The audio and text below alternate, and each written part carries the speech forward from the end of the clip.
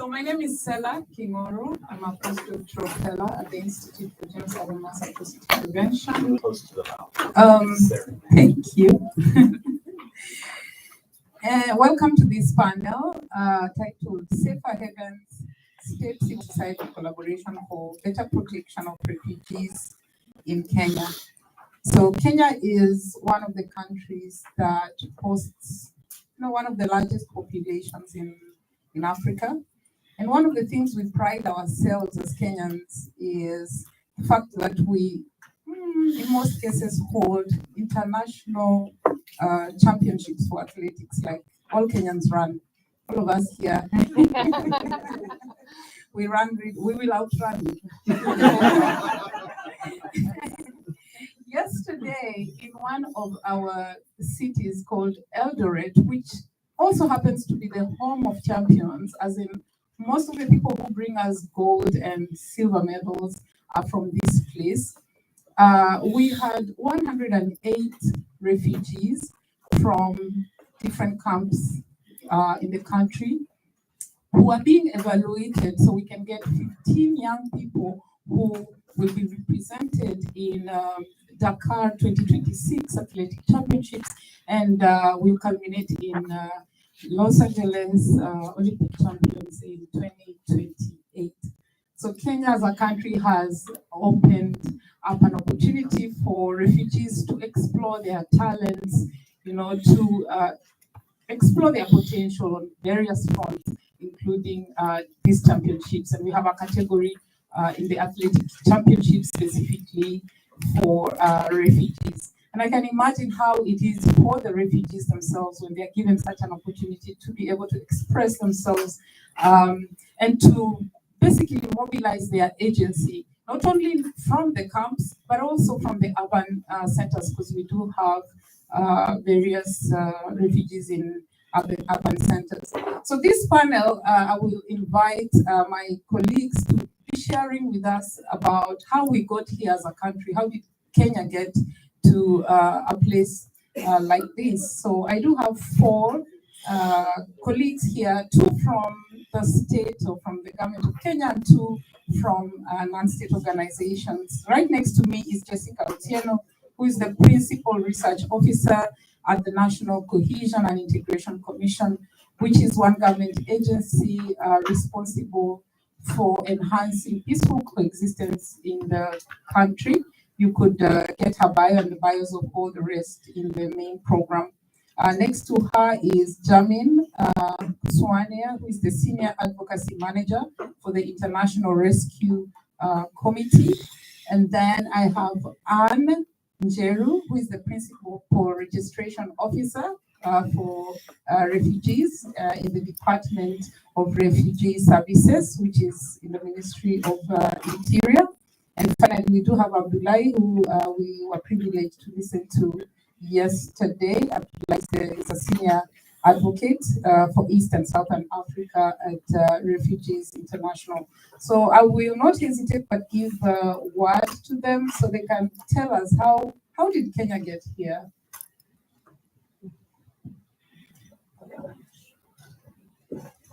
Probably I can start the discussion, and thank you for this opportunity.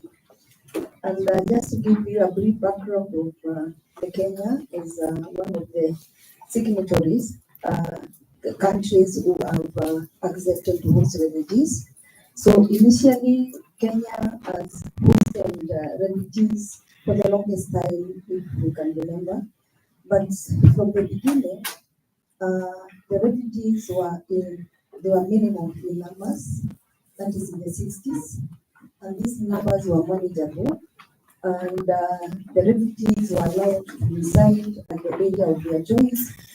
They were only required to declare their presence to the nearest administrative office, and the government then was issuing them with the documents because majority of them at that time, they were professionals, and as you know, Kenya is an English-speaking country and Kiswahili, and since in schools where there was scarcity of French-speaking teachers, so these where refugees are the ones who are being given the work permit so that they can assist in teaching of the French language.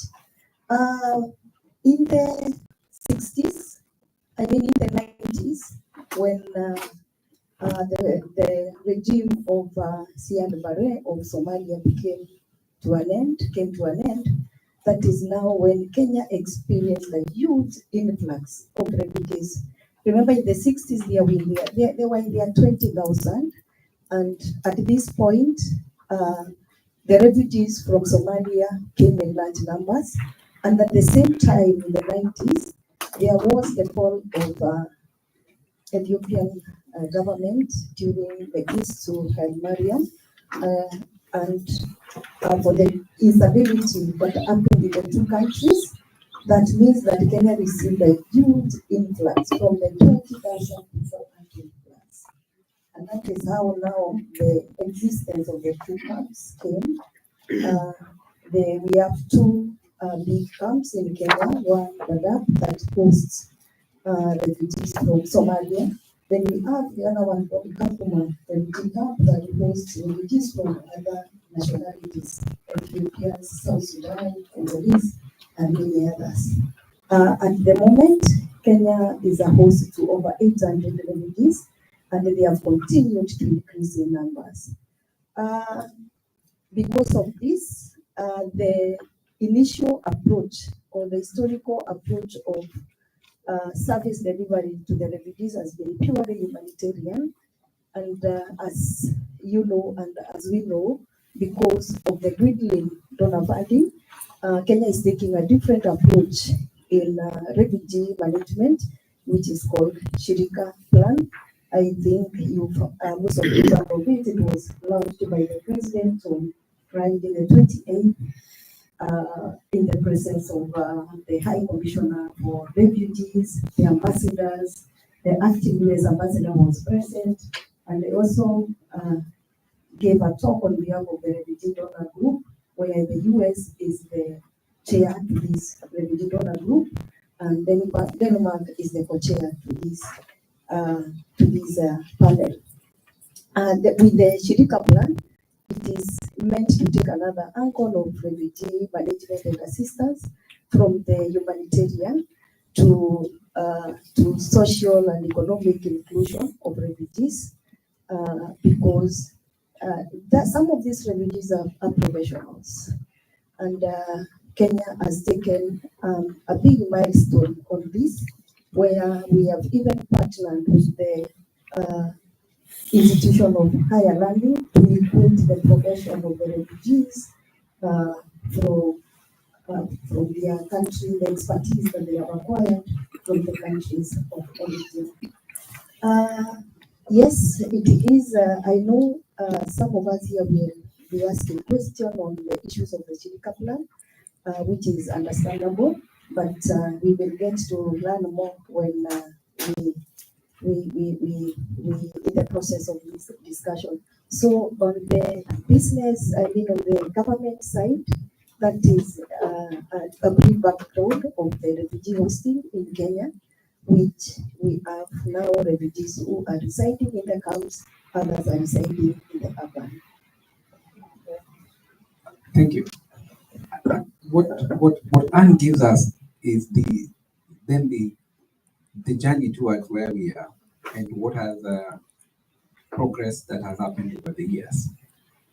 But why we are where we are is certainly because the situation in the region has continued to experience conflict over and over again. From the conversations happening yesterday, both Somalia, South Sudan, and Congolese, the war that has been waging in those particular places that has made Kenya to be then the recipient of the persons running away from those particular conflicts. It's true, though initially we look at it from the very emergency aspect, and now we are looking at how they do incorporate refugees in form of development. It might then, from our sense, look at like it's the realization of this is the reality we are living at. But then it's a reality because of the inability to silence the guns and the atrocities from the places where they're actually coming from. Because then, as a country, we would then have looked for 5 years and then persons will go back to their home countries. But that has not been the situation. We have people in the refugee camps the last 3 decades. We have voluntary repatriation numbers, for instance, for the last 10 years, only seeing about 70,000 people manage to go back. Situations where they go back and then come back to the camps again. And so the push factors being war primarily, but then secondly, being aspects of climate change. In African context, when we define refugees, we expand this beyond the 1951 convention towards the 1969 Cohesion Convention, and it looks about matters specifically disturbing public order. And so people can be able to apply to be refugees because of drought and famine. And so those two issues, both war and climate change, they have huge aspects of intersectionality, and one contributing then to the other. And that is the situation that leads us to where we are at the moment of beginning to think about long-term solutions within the country. But I would say it's because of the inability to deal with the root causes that would eventually take people back to their countries and try to see how they repeat. Thank you for having me, and thank you for that very important background. And I just want to bring in the aspect of forced displacement and say that Kenya, yes, is a haven for refugees, but we also have the issue of forced displacement internally, and this is a very complex issue in the sense that Jamin has brought out two very key aspects of issues of environmental sustainability, and looking at the issue of war, but also matters forced displacement, especially internally, have had a political dynamic in the sense that we have internally displaced persons who have been their steps to resettle them, yes, but this has not been concluded. And therefore, even as we are looking at persons coming from outside, then there is a very complex dynamic because we have persons here internally also, and also looking at issues of resources, because Anne talks about the northern region being the areas that are hosting the refugee camps, and these areas have been marginalized for years, and looking at issues of environmental issues, looking at the natural disasters, and this brings in a very complex interplay of issues of forced displacement.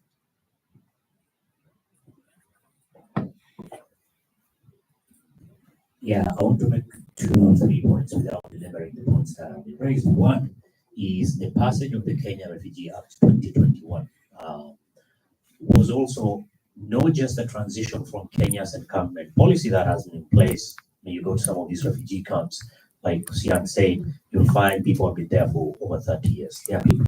Now we are having 3 generations going to 4 generation refugees. So it's not just a change from the encampment policy towards the socio-economic integration, but also this is taking place at a time globally where refugees and migration are becoming very toxic domestic political process.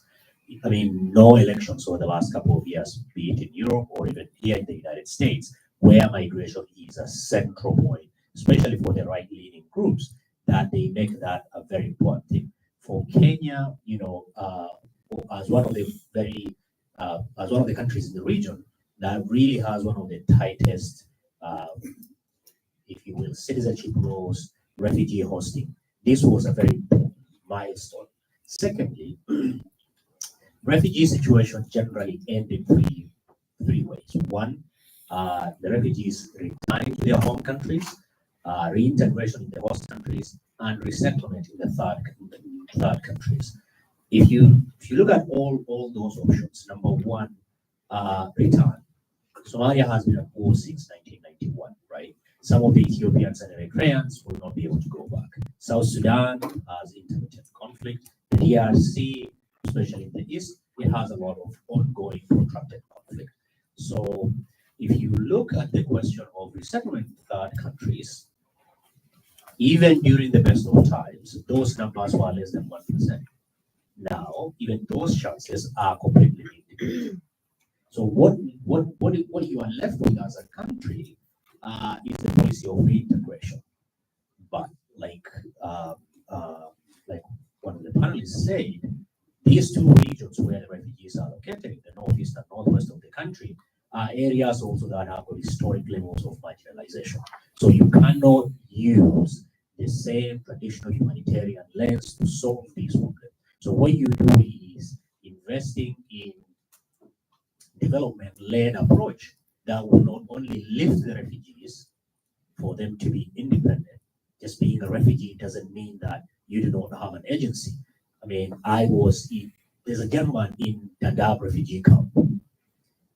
This gentleman, I think he's an Ethiopian refugee. He's been there for a while. His family has been relocated to the United States. He also got a chance to relocate, but he turned it down. Why? Because he's able to do so much better in the refugee camp. He's arguably one of the largest trader in the camp. In fact, they told me that he sometimes sends money to his families that have been relocated in the United States. Some money, because literally, I don't want to say too much about it because he is literally, he doesn't get any aid from the UNHCR. He is self-sufficient. He does cross-border trade. Most of the grains that comes in, most of the motorcycles that comes in. It's another gentleman from, I think, the Democratic Republic of Congo. He can get you some of the top-end shoes if you want, and he's still there. It's at the level of supply chain that is literally based on trust, and that is purely cash. Because until the passage of Refugee Act 2021, refugees cannot open bank account, refugees cannot do mobile money transfer. What this demonstrates is that being a refugee doesn't deny you your aid, your human agency, doesn't deny you your innovation, doesn't deny you everything to be able to do a lot of stuff. So the Kenya's approach, moving away from the encampment to this, is an important milestone, but also is one that now really the implementation is where the rubber meets the ground. Shirika plan has been launched, but it is launched against the background of vacuuming of tremendous amount of levels of aid, where the United States, I think, provides probably 77% of food aid for the Kenya refugee response, 70% for, I think, protection, health, and others. There are waivers that are done, but that just shows that Kenya now, more than any other time, requires that level of support, or otherwise, what is at a very nascent state, really positive step from the Kenyan authorities that has got at the highest level, the presidency, it has a political will, but if not done very well, if let's say aid doesn't come through at a time, not just the US, the UK, the Finns, the Dutch are also cutting aid, it might make up this process and leave a lot of people who desperately need this support on a large over. Well, just picking up from where you have left, Kenya is said to have one of the best laws in almost everything, including the best constitution, at least on the African continent. I'm just wondering, when you talk about implementation, what are we looking at as the gaps within the Shirika plan, and what's happening, especially to address those gaps, and what would we like to see as the future? Thank you, Dr. You know, I do a lot of community work and some of these grassroots forums. And when you talk to even the refugees, one of the things they have been saying is that we have been existing in a prison with an open sky, you know. And this very forward-looking policy in the name of Shirika Plan is coming at a time when we are looking at a future and we are looking at, there's hope.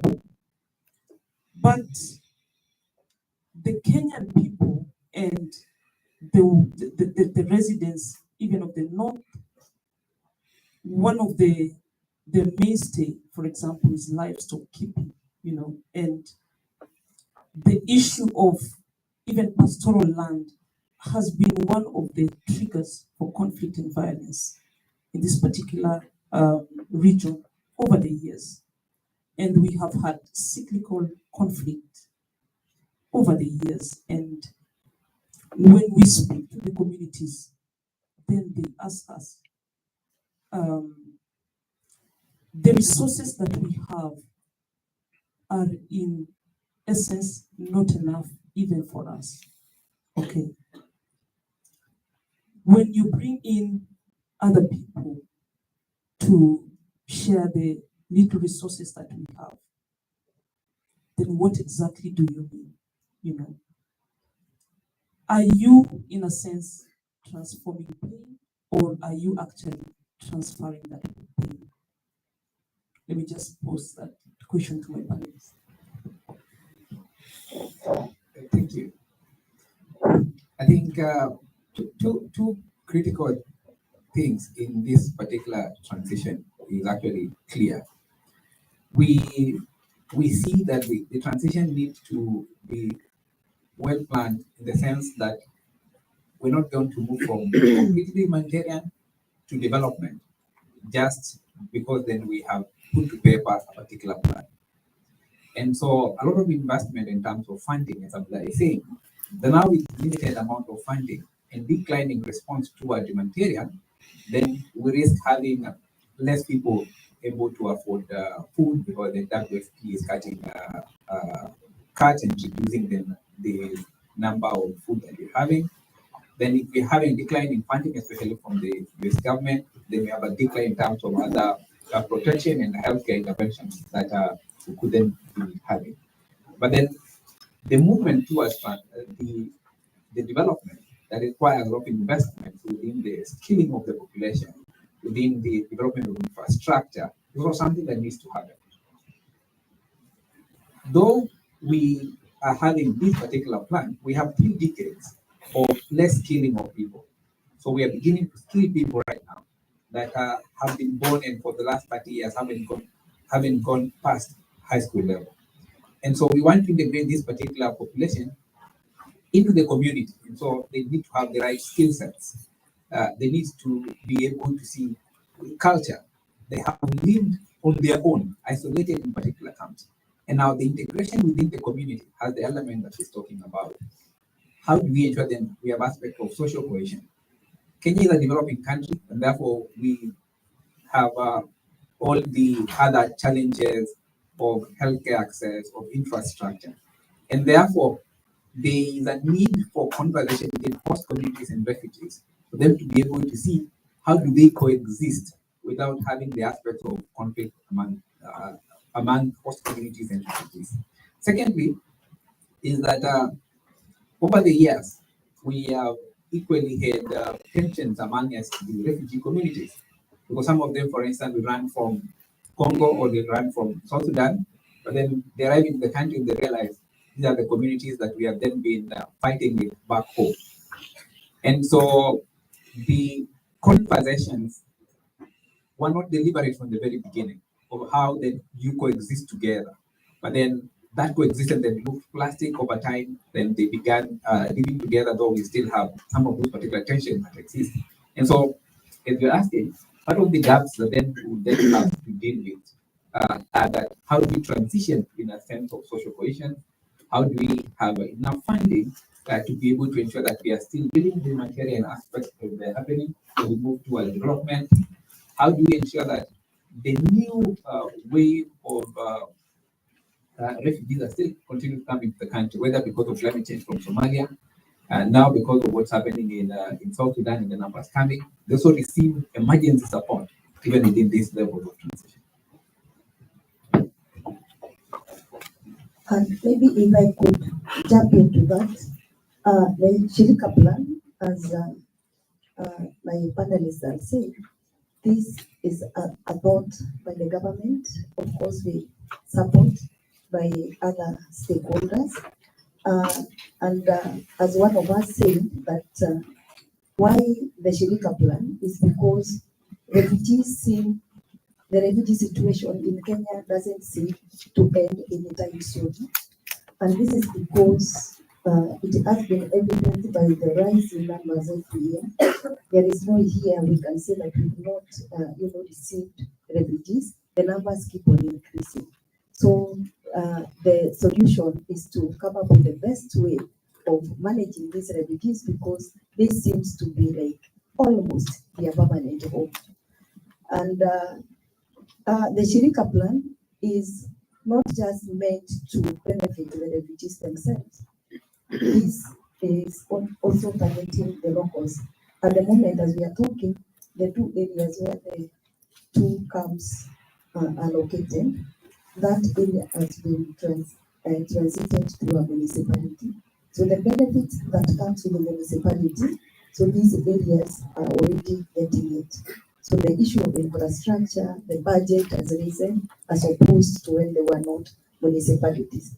And there have been a lot of engagements for this Shirika plan, the public participation, where even the hosts have been called together with the refugees, and the hosts are very, accommodative and welcoming, because they have said that these people seem not to go back anytime soon, as much as the refugee situation is taken to be a temporary situation. But in the Kenyan context, it has, it seems to be a permanent situation. So for the locals, with the engagement that we've had with them, we are very okay with the plan, very accommodative, and maybe I don't know. I don't want to say that I want to differ with my fellow panelists, but the camp per se has not been a prison. They have been coexisting, because even in the marketplace, these people have been, have been together, and also in health facilities, they have been accessing them together. So that peaceful coexistence has been witnessed over time. Challenges have always been there, and especially because of the competition of the limited resources, because of these regions, as my fellow panelists have said. This area is underdeveloped, these areas are underdeveloped, and that is common to any area where people are struggling on the limited resources that are available, and that has been solved amicably. Thank you, Anne. And indeed, challenges have always been there, and I agree that challenges we must try and foresee, and try and curb these challenges even before they come. You spoke about a very important aspect of municipalities, and I believe that now resources will be coming in, and as we go along, because the Shirika plan looks at a very important aspect of social economic. But the Kenya that I know, and the people that I know, will very soon want to talk about issues, political dynamics. How do I ensure that there is representation? I am part of this community. There's already social integration, so I'm part of this community. How is the issue of equality being taken into consideration? Issues of public participation. Last year, Kenya witnessed a near revolution when the young people came out in numbers to protest against the Finance Bill 2024. And one of the key issues that Kenya has grappled with over the years is the issue of resources. With the young people saying that, we've been pushed to the end. There are no jobs. What do you want us to do? The political undercurrents currently happening right now, because as I've told you, we do a lot of community work, and the young people are telling us that there are registration going on. Kenya is set to go into an election in 2027. And we want to ensure that there is no, in Kenya we say, piggy piggy game going on, in a sense to mean a cat and mouse sort of game, that we want to ensure, because we did not succeed in 2024. We want to ensure that we will succeed using the legal means, which is the vote. Okay. And so people are grappling, and the young people are organizing themselves in terms of identification, because you cannot vote without an identity card. The other currents are that the refugees are now sort of accessing identity cards. I know Anne will tell me that she has a very tight process in terms of registration of refugees and stuff like that. And let me just say that Kenya has had a history where some of the issues that have pushed us towards conflict and violence are not necessarily real. Sometimes they are perceived. How do I assure this young person that we are on top of things as a government, that the refugee must be accommodated because they have a right, but also we are taking care of you as Kenyans and looking at the little resources that we have and ensuring that there is some sort of fair play. Let me intervene, because these are two government agencies. I didn't want it to be a dialogue between them. Somebody had to intervene. I think anybody who knows anything about Kenya is that elections is where we invest all our hopes, fears, imagined or real. And the 2027 elections, like with many Kenya's elections where the incumbent is seeking the second term, they tend to be very tense, right? And in these particular elections, that is coming up in 2027, this is how Kenyans are obsessed with election. We're in 2025, yes, we are 2027 elections. That is what we do. Election doesn't end. Every election in between is mini referendums that we conduct. So in the last election, the president and the deputy came from two different groups. A lot of our elections are purely ethnic census. You can talk all the policy and everything, but we know it's an ethnic census. So the deputy and the president have gone separate ways. To replace the votes that he's lost from the deputy, the president has gone into an overdrive to reach out to other communities. And naturally, one of those communities are the Somali communities. Within the Kenya's imaginaries, the Somalis are refugees and refugees are Somalis. Not very, very, very many people draw that distinction. And as a result, refugees now, they have been made part of the political football. So people are saying the reason why the president went there is because of this. And during his tour of the Somali region of Kenya, where the Dadaab refugee camp is hosted, the president removed the requirement for Kenyan Somalis to get IDs without being vetted. I'm not a Somali. I come from an adjacent to Somali region. Getting an ID is an incredibly hard thing, right? I would say Kenyans from the north are Kenyans, but terms and conditions apply. And one of those terms and conditions apply is getting your an ID card is an incredibly difficult position. You have to be vetted by NIS. I lost my ID. I got during different era, but when I tried to get my ID back, it took so much. So now refugees are now seen within that lens. But what a lot of Kenyans don't realize, getting a refugee ID is an incredibly difficult process.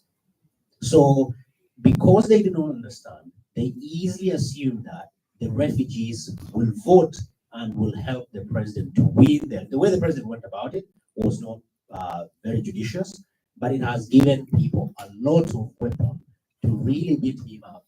But my concern is that risk will make really the refugees that their lives is already tough enough, right? That will make it very difficult. Just to give a sense, there are thousands and thousands of refugees who do not have the refugee ID now. The registration process was stopped when Kenyan authorities wanted to close down the refugee camp. That process is on and off, and there is a transition period that is being done. So I think that is one point that I wanted people to have at the back of their minds. I won't take long, but I want to explain something broad, because when it's all Kenyan speaking, it's very easy for us to assume a great deal from others in terms of knowledge. The Shirika plan is the plan designed to implement the Refugee Act of 2021. So when you hear us saying Shirika plan, it is that plan. The law was passed 4 years ago. The plan is now how to implement this law. And there's a couple of phases. One is the transition phase, and the other phase is resilience, and the second one is stabilization. The reason why the donor funding element is very important is that phase, the transition phase, is where a lot of things happen. System building, integrated services, and all that.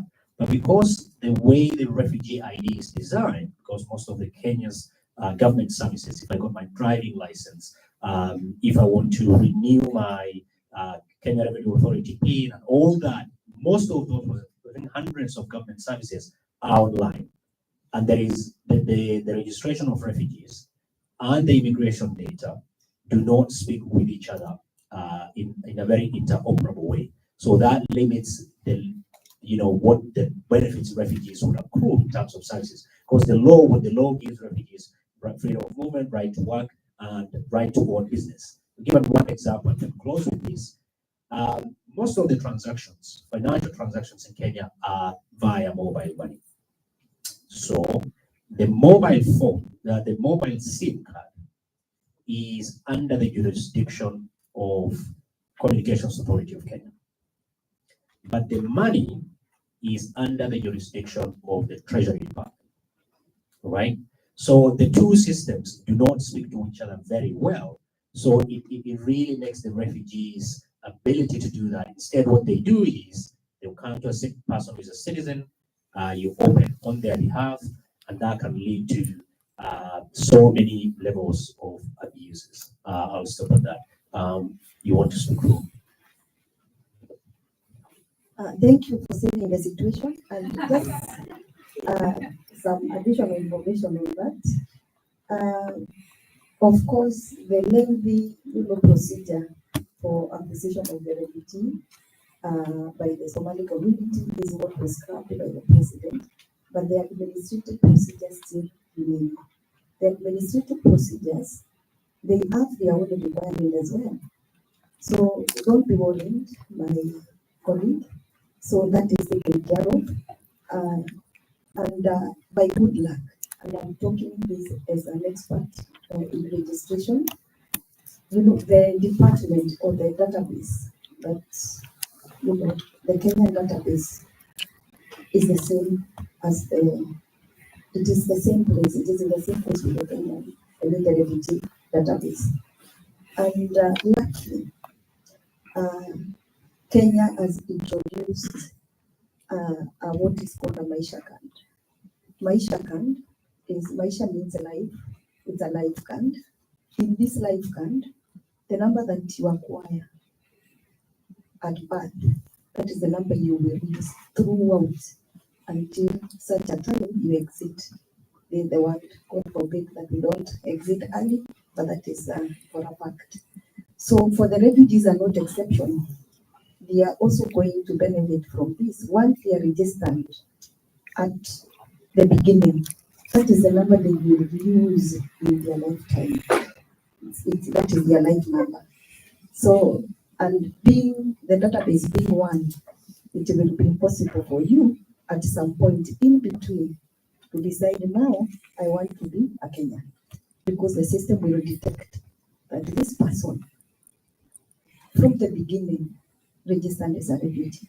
So that is something that is taken care of. So don't be worried.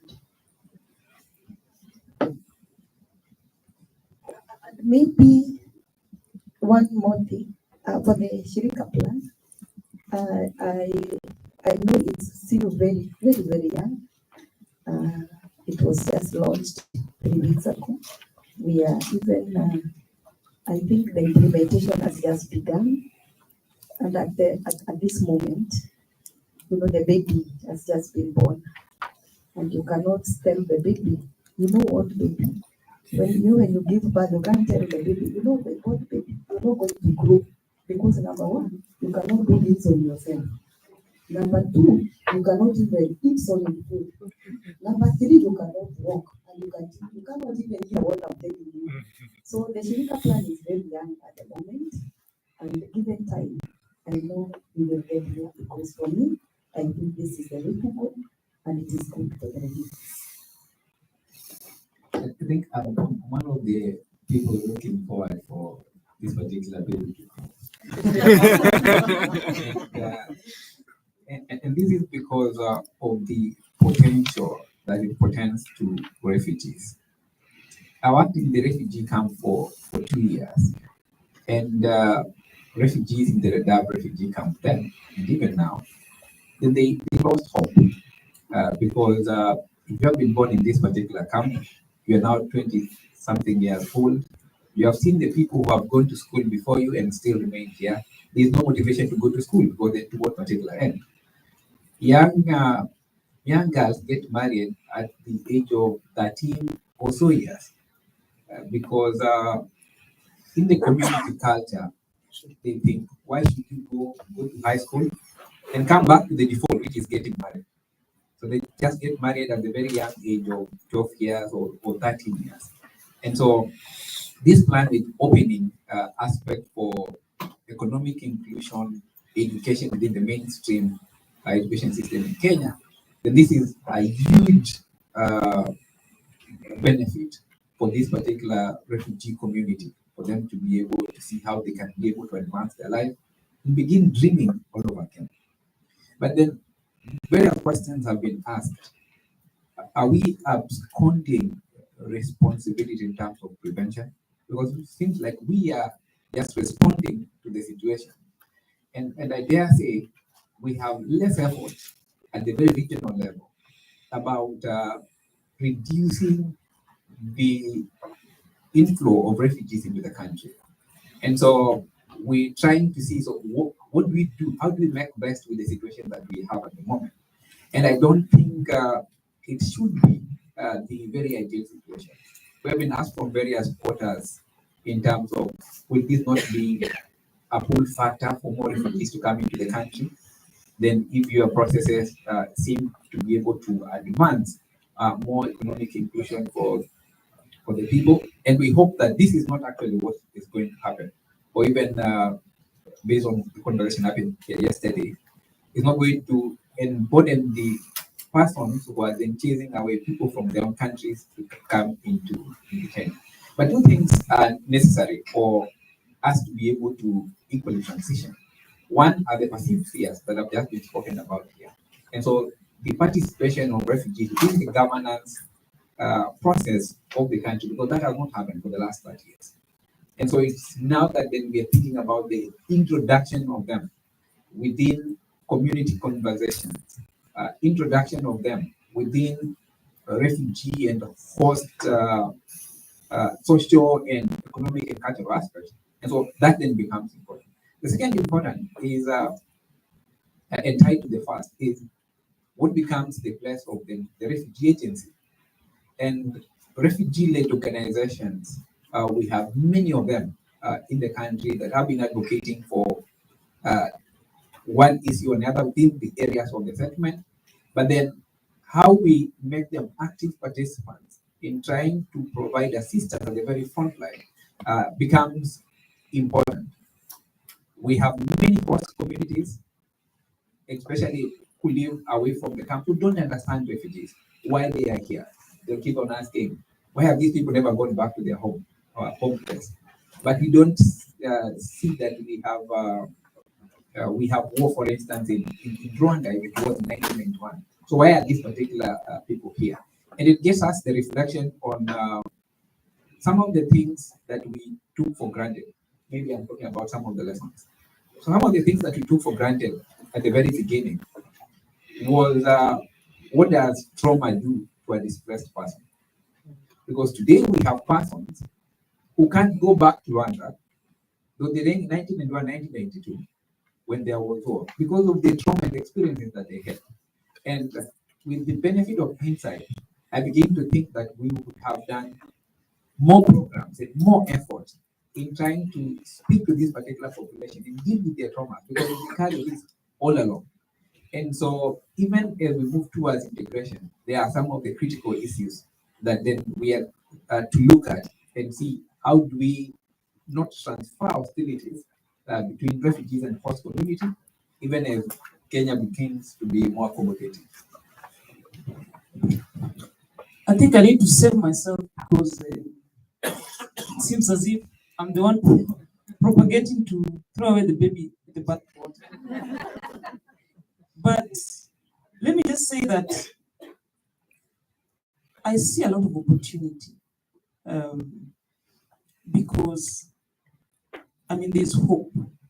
And Kenya, in my view, really needs a pat in the back for this very forward-looking strategy. Because we are looking at this refugee living a life free from fear, no conflict. Living a life free from want, that you are able to, the social economic aspect and issues of resilience, that there are issues of human dignity. And I see a lot of opportunity because even as we speak, there is already the social capital. If you look at the Dab camp, for example, then the refugees that are coming in, there's a lot of similarity with the majority communities that are there in terms of the culture. If you go to Kakuma, for example, then we have the Turkana children who even speak Somali as a second language.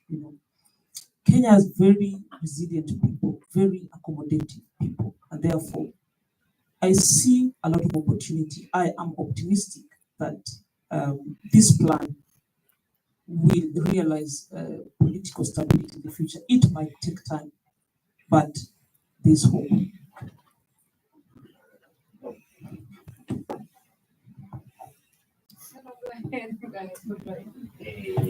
I want to keep the theme of hope going. We don't want to kill the baby. But I think two things that I want to mention. One is right to work. So the law makes refugees, if you ask, the majority of them would want to work. Nobody is happy to just sit in the camps or anywhere that they are located and just receive aid. They want to work. But that process needs to be streamlined. And it starts with the registration. If the registration is done very well, and if the refugee ID, having a unified refugee ID, I'm Kenyan, I carry my Kenyan ID. It is my identity for literally accessing all the government services. If the same is done for refugees, and they are able to be seen in the database, the government database, and more importantly, the way the labor market is designed, as an expatriate, you need Class M work permit. For the refugees as well, because of the way the law is done, the Refugee Act 2021, because the way generally works, you have a policy that is everything is finalized at the cabinet level. All the connections with various agencies, ministries, and departments is ironed out at the cabinet level, and then we have the law which is done by the parliament. But this one was short-circuited, right? We don't have a refugee policy, but we have the law. That is why some of these gaps are available, including now about the labor one. Allowing the refugees or treating refugees as expatriates places so many barriers to the refugees to accessing labor market. Christian's mentioned about somebody, who was born there and everything. But if you're an expatriate, it's easy because it's the employer who fills in everything for you. For the refugees, where majority of them, the education is substandard, you're using incentive teachers, it's done in the camp, it's not streamlined. And most of it is just upskilling of 6 months, 9 months, if you're very lucky, 1 year. And if you look at the work permit, it puts tremendous amount of, naturally so, barriers to entry to the labor market. If that is changed, and these are only 2 questions within that work permit, if those ones are changed, you'll be able to bring in a lot of refugees into the labor market. Then that really, makes it easier. You've transitioned from camps, humanitarian into development.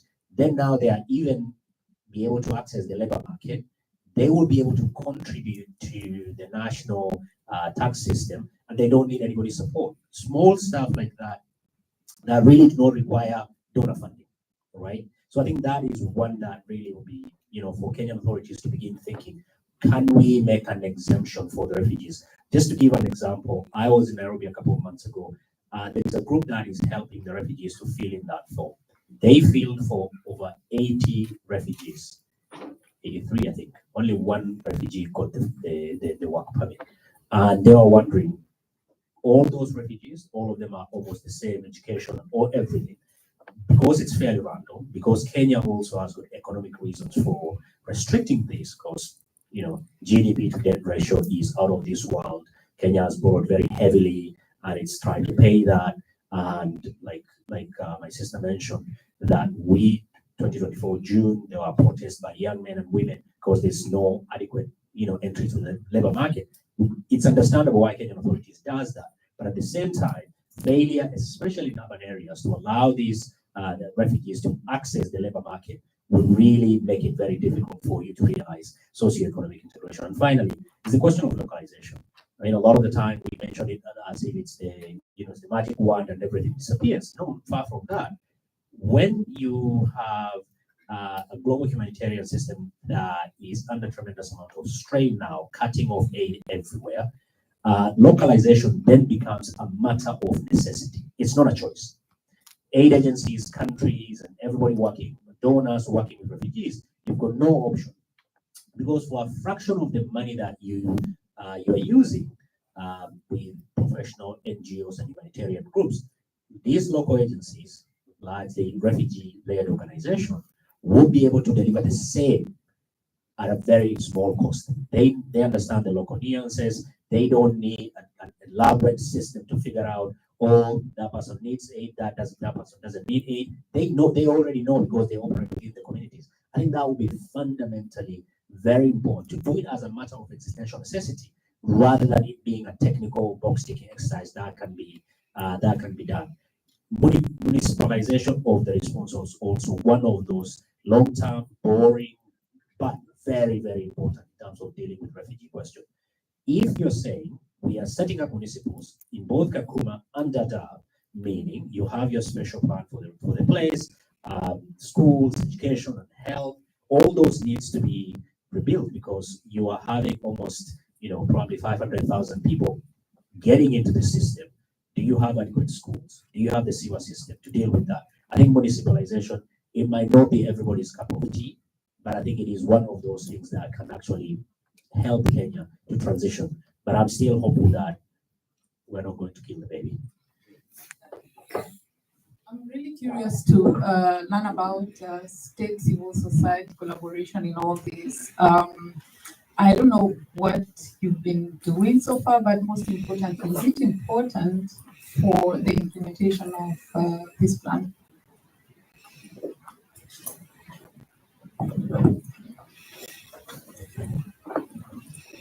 Yes, Shirika Plan has got very many players, and not just the government, and the civil society has been involved, even in the public participation. We've engaged them, and a number of every important stakeholder has been brought on board. So this is something that has, it has gained support from majority of the players. Maybe apart from a few like Jescah here, that's on a light note, but that has been taken care of, and indeed, okay, politics will always be there for anything new that is being introduced, and even in the key enablers of the Shirika Plan, we have an area of, this risk management and all that to ensure that everything is taken care of. So the involvement of the key players has been realized, and we have ensured that everybody has been brought on board. Civil society and government have worked together for the last 3 decades in trying to provide services to refugees in Kenya. The difference has been the approach that humanitarian organizations have provided services in silos to refugees and not the host communities. That refugees have not been integrated within the national systems. And admittedly so, because then this response was supposed to be a temporary response, was supposed to be an emergency response. And so humanitarian organizations have provided services in silos. So we have refugees schools, we have refugee hospitals, we have refugee GBV rescue centers, and then we have the host community or institutions that are run by government. They're running parallel to this. And so it is the approach that is now changing to be able to ensure that it is the same government institutions that are offering services to both refugees and host community. And that's why the conversation about the need for more funding and the conversation from the host community is that the resources that we have had have not been enough for us. And so you want to add us more population into this. So how then does this work out? The role of civil society in the transition phase is still going to be important as the services go back to national government.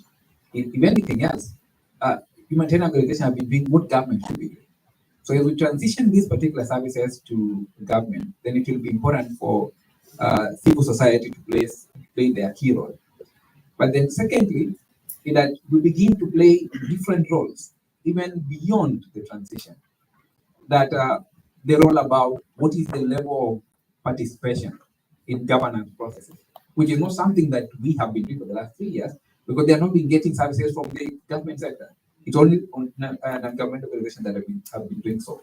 And so we will chart the roles of collaboration with government in the implementation of this, building capacity of refugee-led organizations to be able to build up their agencies so that they can be able to participate within the process of nation building now as we have.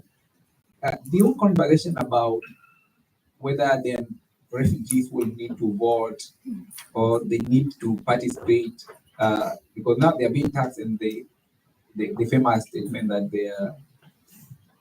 there's no representation, there is no taxation and that. But that is a conversation that we might slowly transition into that. Our laws as a country do not allow refugee naturalization based on registration or the length of time that they have been in the country. And so I think over time, we might get to that particular level. we admit that we are going to achieve some of these particular things incrementally, but then if we introduce everything, both social, we don't have social inclusion, don't have economic inclusion, then we include citizenship at the same time, there's a possibility of us not getting even the first two aspects that are critical. But it's a conversation that at the opportune time would then definitely need to happen about how we treat foreigners and refugees is actually different for them to access citizenship in the country. For foreigners, they need to have been in the country for 7 years with a valid permit, then they can apply to become Kenyans. But then refugees, that path is not there. The only path currently existing is the one, if they are married then to Kenyans, then there is a possibility of them transitioning into citizenship. I am sure that local integration is just one of the durable solutions that we are pursuing. We have refugees who would like to pursue that to the level of citizenship, but then we have many who also want to go back to their home countries. Others think about being settled in third world countries. And so even as we speak about this particular aspect, not to lose sight of the other aspects of durable solutions. And for me, repatriation being a very critical one for people to be able to go back and reunite back home. All right, thank you very much. I would like now to take a few questions. Yeah. Thank you. I'm sorry. It's all right. Thank you all four of you. This is so interesting. And I just want to start by going back to something that Jescah said a bit earlier about Kenya getting a pat on the back for this. And I really strongly agree with that. I think that as an American, in both Democratic and Republican administrations, the 2021 Refugee Act and now the Schedit Plan is going to be implementing it, and it's still in its infancy, is so shockingly good compared to everything that we're used to in Western countries that have gone so far to other and demonize and securitize refugees, that it's really an extraordinarily big breath of fresh air. So what I'm going to ask next is in that context, okay? I think that just to follow up on the political dimension of this that has been touched on in several ways, that for us observers of the process, it's always been very clear that the priority in terms of sequencing is focused primarily on economic integration. And that the driver of moving a camp into a municipality can't be, from the minds of the Kenyan government, can't be a zero-sum game. It has to be actually turning these camps from net economic losers to net economic contributors, of creating sustainable local economies. And that maybe someday there will be a path to naturalization and full Kenyan citizenship, but not now. We'll talk about that later, once the economic integration is done. And so there are some things about that can make one uneasy, I guess, in terms of rights and in terms of political, visibility. But I had actually a different kind of question about rights. So if you look at Dadaab and Kakuma from Google Earth, which I did just a couple days ago, they are really, really isolated in Garissa and Turkana counties. I mean, there is nothing around there except the camps, and a long road to the next thing. These are truly rural areas. I'm wondering, in the process of implementation and of the let's say the transition plan, what does the plan say about residents? Let's take one example of Dadaab, who say, this is all great, but I and my family would rather move to Nairobi and try our luck with employment there. And we're going to encourage, our 800 best friends to come with us. Do they have under the plan the freedom of movement to do that? Are there disincentives, or are there actual barriers to that kind of freedom of movement? If they would prefer not to stay in in Dadaab municipality? Before the Kenyan government comes in. I think what you touched on is an incredibly important part of the law, right? The law allows for the freedom of movement, but that freedom of movement is circumscribed, right? In fact, all the things that we are saying, right to work, right to own property, and all that, it is within that because the law says refugees will be allowed freedom of movement in the designated areas. And that determination will be done by the Cabinet Secretary Interior. I think it's one of those issues that have not been very clearly defined because even now moving between counties, Garissa is a county, Dadaab is a county, you need a permit to move. So I think it is in the implementation of that that really all these wonderful things within that Refugee Act will be very important because if you do not have unhindered freedom of movement, it becomes really difficult to realize some of those things. Secondly, and I'll give it to others, there's something very small within the law, very small, about the East African citizenship. So East African citizenship is an economic bloc of, I think now, 8 countries in the region. Let's say I am a Somali refugee, because the bloc starts from all the way from Somalia up to the DRC, Democratic Republic of Congo. I'm a Somali refugee, but I'm bored with sitting in Kenya, Dadaab, or even Kakuma, or even Nairobi. And I want to go to the DRC, because in my mind, that's where I see opportunities. The Act says that you will get the East African citizenship upon relinquishing your refugee status, all right? But that presents an incredibly complicated protection problem, all right? Let's say I am somebody who sought political asylum in Kenya and I've been given that and I'm on UNHCR's protection. So the only way for me, let's say, to get that freedom of movement to that part of, any part of within the East African community will require me losing the protection. But also the other gap within that is the law has not specified the procedures of relinquishing your refugee status. So I think, again, it is very early, but those are some of the things that are going to be tested because it's a question of, we all say socioeconomic integration. The law doesn't allow for assimilation and naturalization as per the Refugee Convention.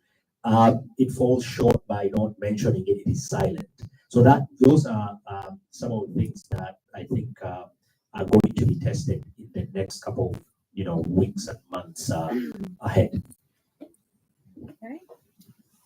Let me just give some additional information on that. Yes, you put it correctly that Kenya practice and government policy. However, that does not mean that if refugees want to move from the camp to maybe any destination within the country, the assistance to do that. And why is that? Why we practice the government policy is because, as I said earlier, refugees in the camp almost benefit from the humanitarian assistance to almost 100%, as opposed to the ones that are residing in urban areas. And those residing in urban areas, they are supposed to take care of their basic, as in they are supposed to take care of themselves, support themselves in almost everything. So we avoid the situation where we have the urbanization of refugees going to urban areas, becoming beggars, that is overexposing them. But if there are justifying reasons as to why you need to maybe move from the camp for, there are those who are exempted from residing in the camp for purposes of work. Maybe they are in school and other reasons, so long as they can prove that they're able to take care of themselves. Otherwise, it's a protective measure so that we don't expose them too much, because at the camp they have access to services free. moving to urban, if you're not supposed, urban is a bit expensive. Are you able to sustain yourself in the urban?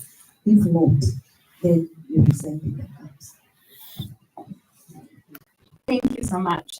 So some of you have mentioned tensions between refugees and host communities, but you haven't talked about any sort of wide political backlash like we've seen in the US or in other European countries. And I guess I was wondering, has that existed? And if so, and if not, why not? You know, what can we learn from Kenya about accepting and integrating refugees? And as this plan moves forward, are you concerned about that sort of backlash emerging as people maybe worry about opportunities being taken by refugees? Thank you. Thank you. So one of the reasons we do not have a huge backlash, as Max has pointed, is that host communities see the refugee population in those far-flung areas equally as a benefit to them because of the possibility of them to access water, access healthcare within those particular facilities. Too much that many years ago, we had refugees who registered to become Kenyans because they saw the benefit of being Kenyans. But equally, we have Kenyans who registered to become refugees because they saw the benefit of being refugees. And so the political backlash hasn't happened because the constituents of the political class see the benefit of these particular communities within those particular areas, whether it is business, whether it's trade. We have booming economies in those particular places, supporting value chains that belong to host communities. And that's why this particular backlash hasn't happened. The perception of refugees voting is then what then has the potential of then increasing this aspect of backlash because they're seeing that when they can be critical in deciding who from what particular clan takes representative. But then that is not the intention of the Schedit. Let me just add and say, we have seen some sort of, I don't know whether backlash is a strong term, but we have had security concerns in the past, in the sense that the refugees have been infiltrated sort of by Al-Shabaab, you know, and there have been concerns. And at one point, the government even said we are going to close down the camps because of security issues. So in that line, then it has sort of been politicized around refugees to just, you know, have them or portray them in bad light. Hi, thanks for this. It's been really interesting. I wanted to zero in on one aspect of the consultation and inclusion of refugees and refugee-led organizations, and particularly in the context of the global cuts. Just wondering how that has affected support for those refugee-led organizations. And then, not to open Pandora's box, but I know within various there's refugees from a lot of different countries, different communities. And so when you're trying to consult with communities that come from a lot of different places and get a unified kind of refugee voice, how are those challenges being addressed? Thanks.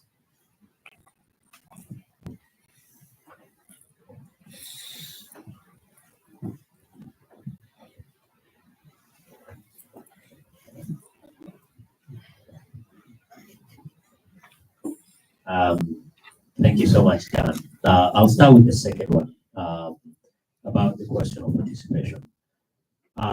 Kenyans, rightly so, take a great deal of pride in the 2010 Constitution. And one of the principles of that Constitution is the question of public participation. So Jescah mentioned about June 2024 when Kenyans, especially young men and women, poured onto the streets. And one of the reasons that they gave was, yeah, sure, I mean, the Finance Act that was passed was very punitive. It imposed punitive taxation on the people who are already struggling, but also there wasn't adequate public participation. You know, the court has outlined and ruled on how public participation can and should be done. So in that regard, the participation gets done. Let's say Dadaab is predominantly Somalis, Kakuma is predominantly South Sudanese. Those are the two largest refugee groups in Kenya. I think Somalis should be probably around 54%, and then South Sudanese are probably just under 30%. Those are the significant groups. But the advantage that the way it's done is it's either in English or in Kiswahili, where most of the refugees understand.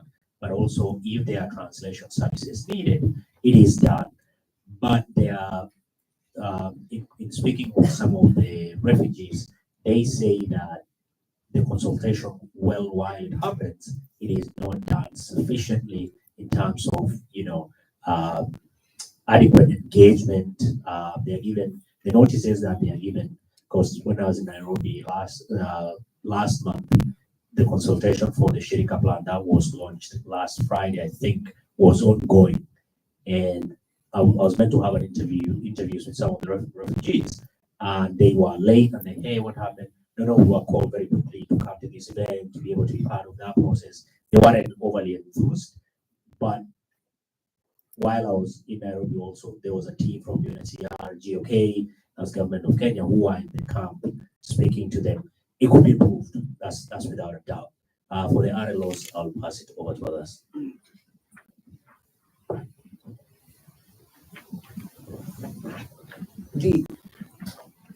We have more than 100 refugee organizations actually in Kenya, but then over the years they have then suffered the lack of funding over time, and so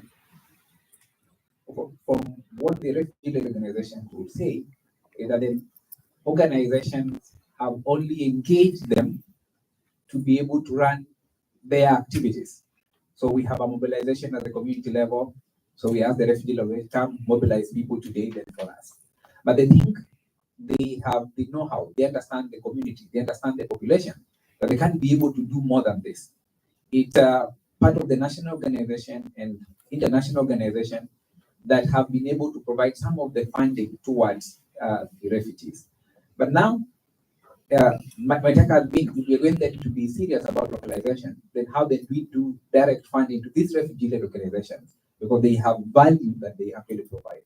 During COVID, we had refugee-led organizations that are providing masks and PPE kits to people at the very community level.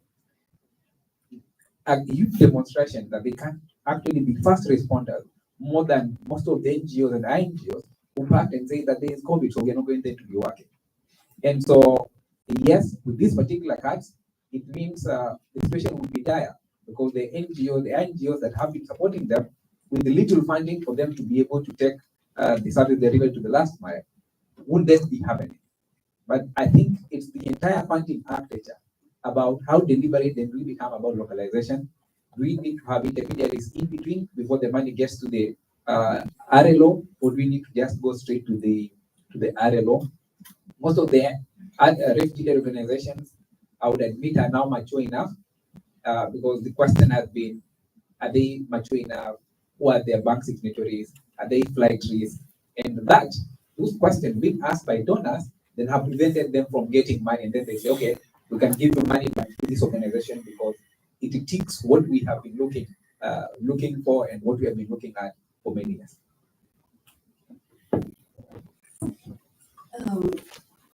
So I apologize if this has already been asked, but picking up on what Max said, that this is a very unique law, even though there's contention around it, has yet to be fully, or its early stages implementation is forthcoming. I'm curious about the genesis of it and the motivations of it, of what is this unique law. What is it? The health of Kenyan civil society? Is it the embrace of the value of civic participation? Is it economic? So genesis, motivation, I'm curious about. And then I don't know if this is a fair question, but do you anticipate that if Kenya is successful with this, this might be a model that can be exported more widely within, I don't know, within Africa, within the global world. I don't know. That's a question I'm having. Motivation. Sometimes it's difficult to be able to tell what's the motivation of various. But I have to admit this.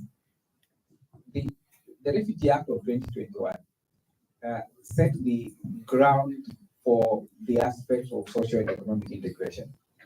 It has its own limitations, I must admit. I was one of the people who sat in the small team that drafted that law. And so we still not where we wanted to go. So the civil society then wanted to be able to have social and economic integration of refugees with absolute freedom of movement. We didn't succeed on that. And so civil society has had a huge interest and a push towards this particular realization. Though passed in 2021, the efforts to review that law, the previous law, the 2006 refugee law, began actually in 2011, culminated to lack of assent of a law that had been passed in Parliament in 2017, and then we had to restart again engaging government. But government equally came to the realization of the benefit of integrating refugees, because we had seen over the years funding was beginning to decline. And so government is thinking, so these people are going to be our burden. Secondly, as was alluded here, is that the lack of support to these particular communities in terms of skilling them being able to work, was also seen to be an issue that was making them vulnerable and therefore susceptible to recruitment by Al-Shabaab and other particular persons. And so, though host community had its own reason, one to push for absolute freedom for this particular population, government also saw the value of it because then of the different situation and actually picked up this particular process and the plan towards integration. Do we see this as being adopted by other particular places? I do not think we are the first people to actually do this. Maybe we are the first people to have it as a plan in concrete, because we have other places, Uganda, where they're trying to see how they integrate the people. We have other places like, I think even in Iraq, we try to see how do we mainstream the displaced population into government systems that don't have the aspects of the parallel. If it works, yes, we think it will then need to be adopted by other particular countries, but with various modifications, including where are the areas of residence, what are the economic activities that they are going to participating at, what are the freedom of movement that we're having. And each context can adopt this in their very unique nature, depending on the issues that they are actually going to be having. The aspect of funding for this population within the Shereka plan, that is the biggest concern, because that doesn't work. That particular document can't see the light of the day, because the Kenyan government expects that within the principle of value sharing, then all our other particular actors will come together to support this. Yeah, thank you. Just a follow-up question on the integration process. One thing that I think, kind of clear for the Kenyan experience on the effort in the past few years to address the issue of statelessness, and I think Kenya, one of the best with regard to that in the East Africa, but over 10 or 12,000 communities like Shona and other privately nationalized. But within this policy, is there a framework beyond, recognition and ID for the refugee, for a nationalization, any prospect framework for that? But also with regard to the integration process on the refugee from the camps, is there a process, for instance, on issues like land ownership, land ownership in the area for the refugees, for instance, if they want to do investments on the agricultural sector, for instance? Is there any pathway for that, or just you have to be in the camp and you have an ID to move around? And I'm asking this question because Kenya is one of the most difficult countries for refugees to travel. Even those who have US refugee travel document, to go to Kenya, you have to apply 6 months before you get a visa. And those who have, for instance, in Uganda, they work with refugees in Uganda. If you have a refugee travel document, you can go anywhere in Africa. You can go to Egypt, you can go to South Africa with the UN issued travel document, but you can't go to Kenya.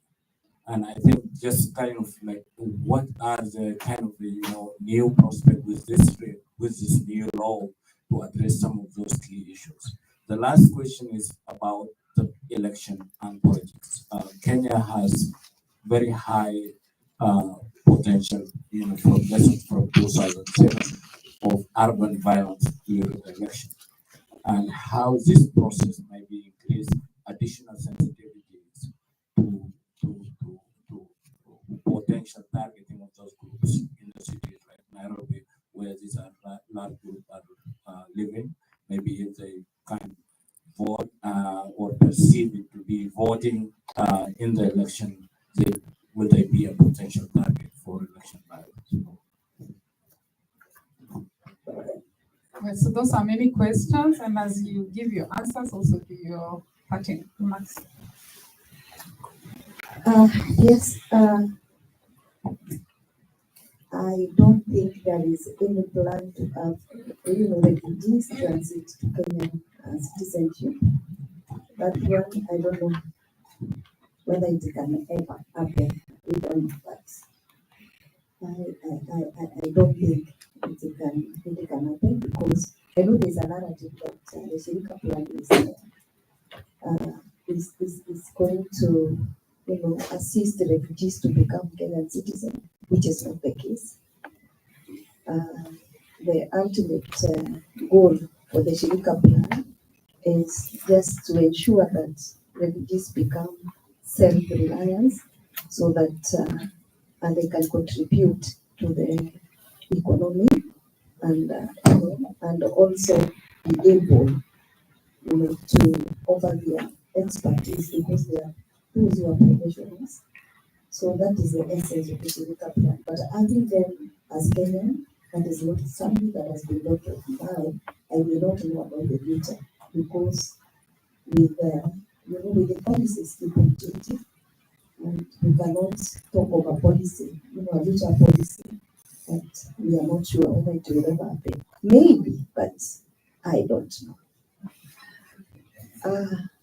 The other thing on election and politics, maybe one thing, the only participation that refugees does during that period of election and politics is that they live, and especially the ones who are living in urban, they live together with the Kenyan, and they actually take that initiative, of talking to Kenyans, telling them that you people, you need to be careful, in your campaigns, in your elections, so it doesn't go the way for us the way it went, because we are not here because it was our wish, but they even do that sensitization to the Kenya. And maybe there are some best practices that I'm giving this as my parting shot, that can be learned from Kenya in terms of refugee management, some of which I've already talked about, like the acquisition of the life number, that is the Maisha number. And also, Kenya is also to ensure that this implementation of the Shirika plan is realized. We have shortened, those lengthy procedures, because for refugees to participate or maybe to benefit from the Shirika plan, they must have a document. So we have shortened that, lengthy procedures for the document, but of course without compromising the critical aspects of the security and other things, to ensure that only deserving individuals benefit from this document. And we are also in the process of coming up with our own database, as opposed to what at the moment we rely on the global database that is for the UNHCR. But the government is developing its own database that will be interoperable with other government agencies, because at the moment the refugee ID has been recognized by the central bank in the KYC, they know you are customer. So for them to be able to have access to services from other government, department, they will, need to have this ID recognized and strengthened, as opposed to current situation where for a refugee to be able to have access to maybe driving license and other services like access to NHIF or SHIF, whatever, it's a scheme for the medical, to have access to medical facility. But for this one, with the introduction of the database, so it will be speaking, we will speak to other government agencies, so that you don't have, when you go with the refugee ID, you are like, we don't recognize this card. But if it is in the database, then any other government agency is able to read that. So those are some of the best practices that can be learned from Kenya context. Well, I think that shows that Shirika plan has already started, right? The young baby has already started hearing. Please join me in thanking the panel.